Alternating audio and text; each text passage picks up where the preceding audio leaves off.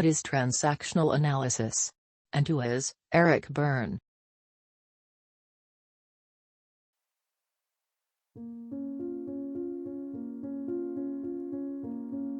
Transactional analysis is a psychoanalytic theory and method of therapy, developed by Eric Berne during the 1950s. Transactions refer to the communication exchanges between people. During a conversation with someone, the person starting the communication will give the transaction stimulus, and then the person receiving this stimulus, or message of communication, will give the transaction response. Transactional analysis is the method used to analyze this process of transactions in communication with others.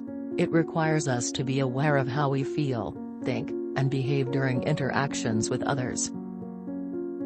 Transactional analysis recognizes that the human personality is made up of 3 ego states, each of which is an entire system of thought, feeling, and behavior from which we interact with each other. The parent, adult and child ego states and the interaction between them form the foundation of transactional analysis theory.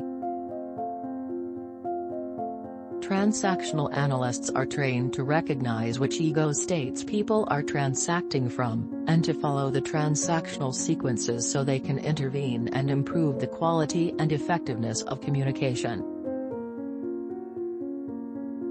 Transactional analysis was founded by Eric Berne in the late 1950s.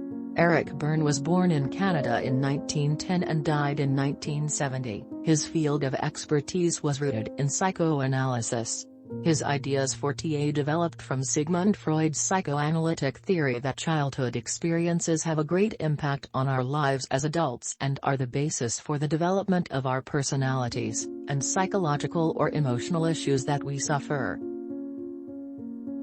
In the same way, Berne believed that our childhood experiences, particularly how we are parented, affects the developmental formation of our 3 ego states, parent, adult and child.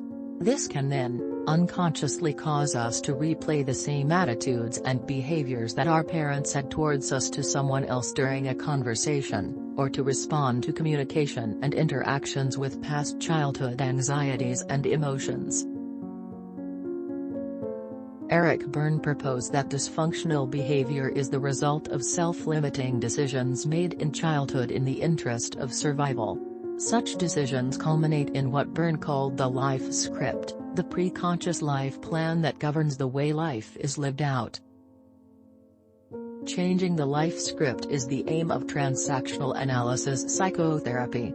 Replacing violent organizational or societal scripting with cooperative non-violent behavior is the aim of other applications of transactional analysis.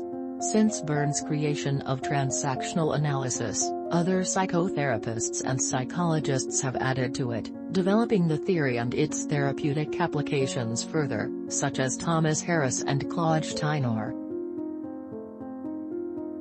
The ego states. Transactional analysis believes that we have 3 different states or ways of being during interactions, which are, the child ego state, the parent ego state, and the state of adult. Which state we are in during an interaction depends on a few factors, such as how we have been conditioned to act or react from childhood, any past traumas which now cause us to act in a certain way during particular interactions or situations, and how the other person we are interacting with is treating us, also what ego state they are in when speaking to us.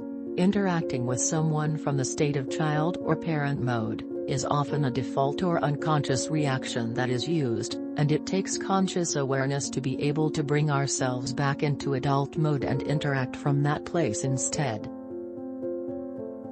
There are 2 subdivisions of the child state, the adapted child and the free child ego states.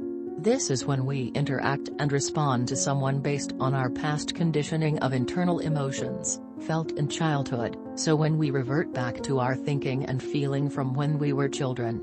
The child ego state is built on any reinforcements we were given in childhood, either positive or negative, to behave or not behave in a certain way, that still conditions and affects our interactions today. The adapted child state conforms and acts in accordance to others' wishes in order to please them and be seen as good and liked, but it also has a rebellious side when faced with perceived conflict and causes responses of resistance, hostility, and emotional reactivity. The free child ego state can be creative, spontaneous, playful and pleasure-seeking. Parent state. There are two subdivisions of the parent state, the critical, controlling parent state and the nurturing parent state. This is behavior and thinking patterns we have been taught from our past interactions with our parents and other authority figures, teachers, grandparents etc. Byrne believed our experiences during our first 5 years of life contributed to the parent ego state. This state holds a lot of judgments on how someone or something is. It's that state where we find ourselves having a lot of should and should not about something. People are in this state when they are reactive to a situation and act out of their conditioning, copying how their parents, or another authority figure, treated them and others, instead of analyzing each situation afresh in the here and now.